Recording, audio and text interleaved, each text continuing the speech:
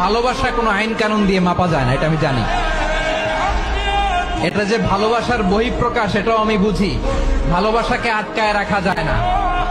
এটা যে ভালোবাসার অগ্নি স্ফুলিঙ্গ, এটারে কোনো কিছু দিয়ে দামায় রাখা যাবে না, এটা আমি টের পাই।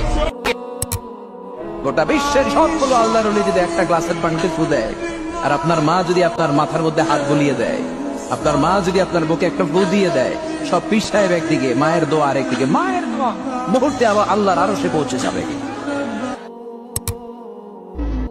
শাসন করতে জানলে লাঠি লাগে না, শাসন করতে জানলে ধমক লাগে না, শাসন করতে জানলে পিট্টি দেয়া লাগে না, মুচকি হাসি দিয়েও শাসন করা যায় কি যায় না। ক্ষমতার অহংকার দেখাবি না, টাকা পয়সার গরম দেখাবি না। 2 দিনের টাকার মালিক হয়ে ওর পা জমিনে লাগে না, এরকম টাকা আছে না নাই? আধারে ভয় পেও না, আলো আছে আড়ালে, অন্ধকার পালিয়ে যাবে তুমি উঠে দাঁড়ালে। নিজেকে দাঁড়াতে হবে, নিজের সাথে নিজের শক্ত বোঝাপড়া করতে হবে। অন্যের দোষ খোঁজার সময় আমাদের নাই। চিল্লায় বলো ঠিক। সেজদায় পরে আল্লাহরে বলবেন, আল্লাহ,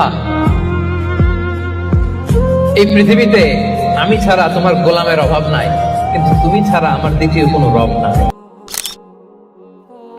আল্লাহ তার বান্দার উপর তার নেয়ামতের বহিঃপ্রকাশ দেখতে পছন্দ করেন। আপনি যদি ধনী হন, আপনার ধনীর একটা প্রকাশ যেন আপনার দেহে থাকে, এতে কোনো সমস্যা নাই। আপনি 1000 কোটি টাকার মালিক, আপনি সিরাপাড়া জামা পড়ছেন কেন? কিপটামি করতে বলছে কি আপনাদের? আপনি সুন্দর চমৎকার জামা পড়বেন আর শুকরিয়া করবেন কার? বিয়ে করলে রিজিক খুলে যায়, কপাল খুলে যায়, ওয়াদাটা কার? চিল্লায় বলেন কার? বিয়ে করেন, সফল বানায় দিবে কে? এজন্য বিয়ে করতে রাজি আছেন তো সবাই? ঝামেলাটা হইলো ওনারা কম বয়সে বিয়ে করে সফল হয়েছেন, আর আমরা সফল হয়ে তারপরে বিয়ের পিড়িতে বসতে চাই। অনেকেই দেখবেন এত ভালো নামাজি, জোহর পরে টেনশন করে আসরটা কই পড়বো, আসর করে চিন্তা করে মাগরিবের সময় আমি কোথায় থাকবো, মাগরিবের সময় টেনশন, ইস এশাটা হয়ে গেলেই তো শেষ। এরকম লোক আছে না নাই? এদেরকে সেই কঠিন ভয়াবহ দিনে আরশের নিচে ছায়া দিবে কে? পরিবর্তনটা আস্তে আস্তে হয়।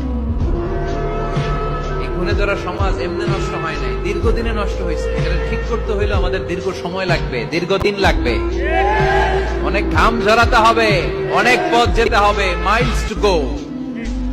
ঠিক কিনা?